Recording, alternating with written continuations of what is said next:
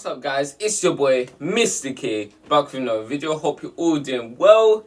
Today we'll be doing a little bit of a different video from our usual videos. We're gonna shake it up a little bit. I'll be telling you guys if an external hard drive is actually worth it in 2021, what one's best for PlayStation, what one's best for just normal average use computers, how to connect it, and any other questions that you may have. But before we get into the main video, I'd just like to say please consider liking and subscribing, as it really supports the channel.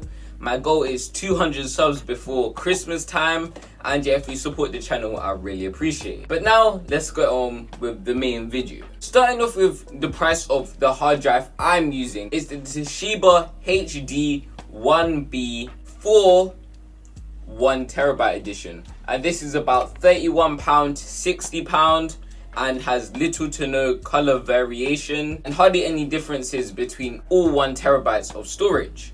And the reason why I'm not using the one provided by PlayStation is because it's not worth it. It's a waste of money, and you're paying £20 extra for actual branding, and it just doesn't make sense to me.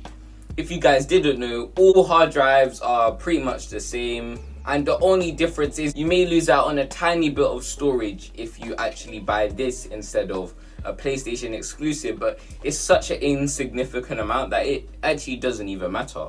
How you use this? You use this by simply plugging it in with this cable that comes provided. You plug it in with this wire that has been provided in the packaging, and it pretty much walks you through all the steps you need to do if you would like to transfer and everything like that as soon as you plug it in.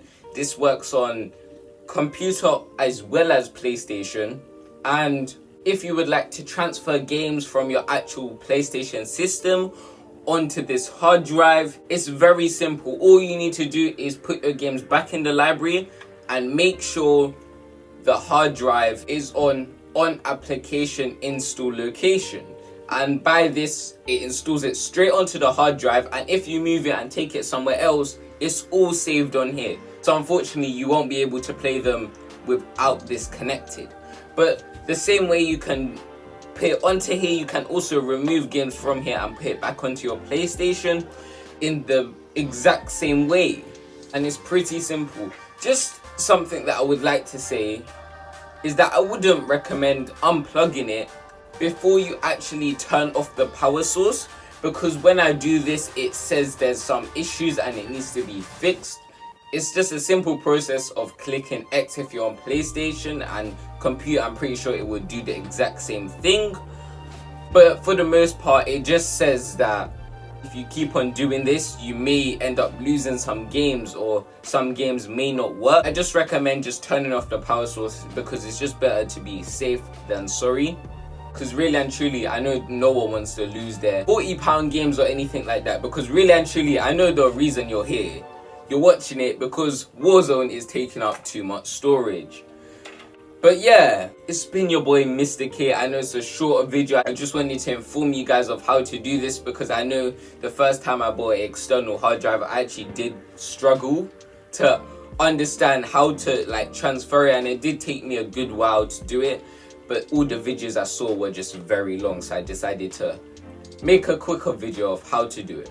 But yeah, it's been your boy Mr. K. I would highly recommend using this one. Please don't buy the PlayStation one, because it actually is a waste of money. Unless you want a cool PlayStation branding there, which I don't really care for. I like a blacked out system. I find it cool. I don't need no big bright blue logo there to just get in the way of things. But also, even though it doesn't matter where you buy it from, please buy it from a reliable source like Argos or Amazon. Please don't buy it from Wish and Poundland. If the price is too cheap, it probably don't work properly. Just around the £30 to £40 range would be the best price to get it. And if you have a guarantee, even better. But yeah, it's been your boy Mr. K. Please remember to like, subscribe, support the channel, comment if you have any questions. I don't bite. And yeah, thanks for watching.